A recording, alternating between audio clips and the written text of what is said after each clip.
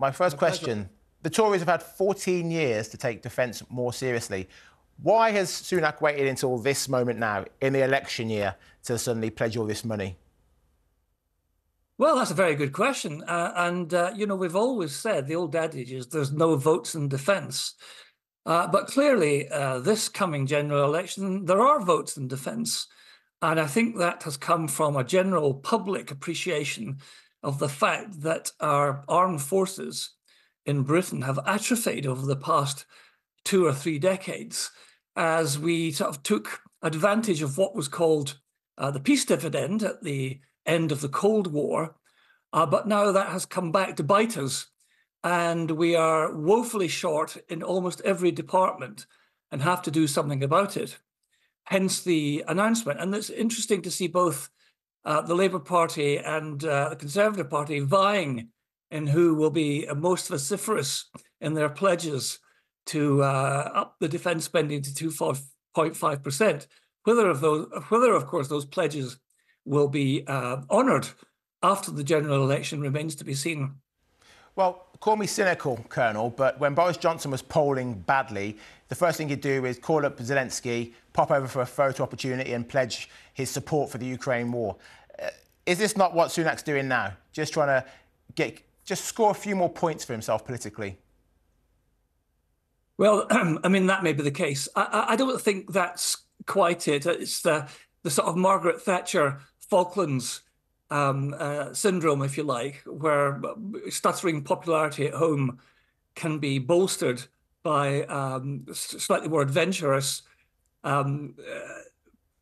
things abroad. I don't think that that's the case at all. I think it comes from a general realization that the world is a more dangerous place. The threat from a revanchist Russia is very real, and we really need to do something about it and to be seen to do something about it.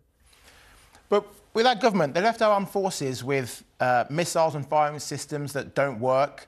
We've got aircraft carriers that are stuck in ports. They've spent our money incredibly bad. Now, it's been raised by, what, 0.5%?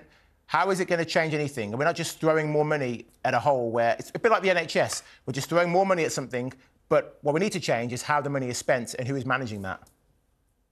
That is absolutely correct. So it's one thing to announce a budget uplift, but it's another thing altogether to make sure that the money involved in that uplift is spent wisely.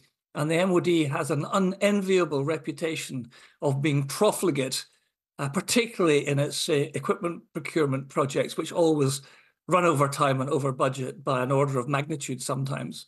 So yes, you're absolutely right. It's got to be spent wisely.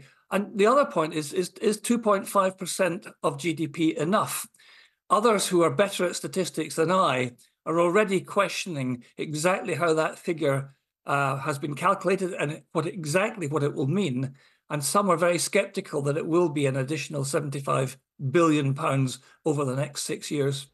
So an additional 75 billion, great. It sounds like a huge amount of money, but where are they going to spend it? Are they just going to suddenly start buying better equipment? Are they just going to stock it in munitions? Well, that again is the huge question. There's no doubt that if I were advising the government, which thankfully I'm not, on this, I would probably say need to look at personnel first. All three services are under-recruited and are having difficulty retaining personnel who don't see it as being a great career choice at the moment. So something has to be done about that. And that's to do with conditions of service, not so much pay, but things like accommodation, pensions, civilian jobs after service and all that sort of stuff. And for the army in particular, they really need to break the contract that has been outsourced for recruiting and bring it back in-house. That's where I would start. And then after that, we have to look at our materiel, if you like, equipment and ammunition reserves, because one of the big lessons coming out of Ukraine is that all of our estimates in peacetime of expenditure rates of ammunition are woefully off the mark. And we've already sent probably 50% of much of our armaments to Ukraine. And that's got to be restored into our into our stocks. So I don't think we're going to see dramatic changes. We're just going to see a lot of the holes that have been created filled again with luck as we go forward. Well, you're absolutely right about our depleted forces. I remember when I was a boy, I would see army recruitment shops along the high street. They'd come into your schools, they'd go to our colleges and universities to recruit. I don't see that anymore. And part of the reason I think people, young people especially, don't want to join the army or the navy is because, as you say, the pay's not great. The pay's not great when you come out of the army.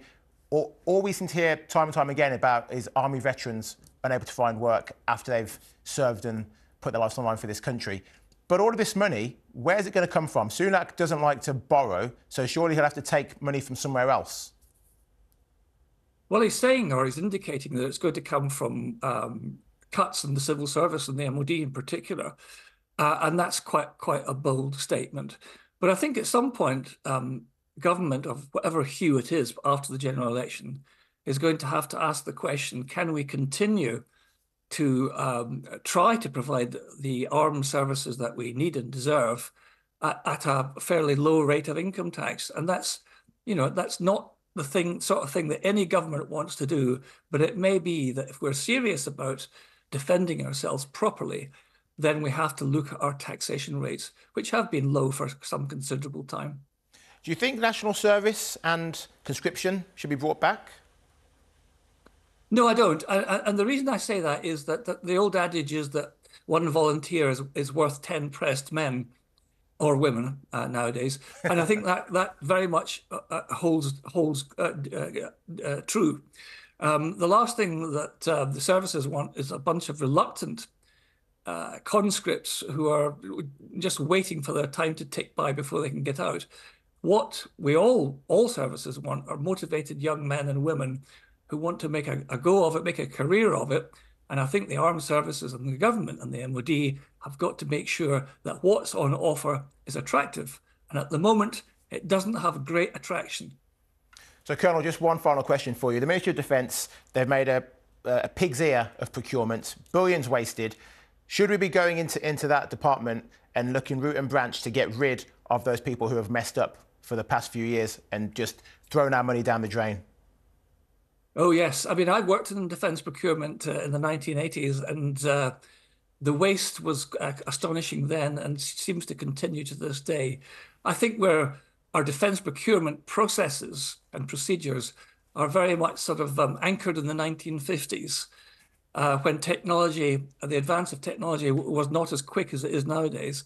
One of the things that really needs to be done is certainly the procurement of equipment needs to be completely and utterly revised to bring it up to modern standards.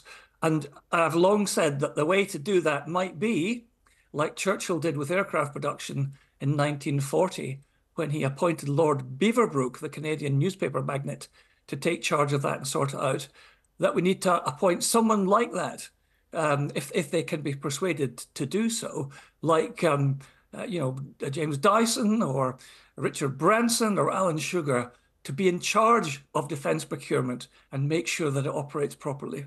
I think that's a fantastic idea, actually. Colonel Stuart Crawford, thank you very much for your time. My great pleasure.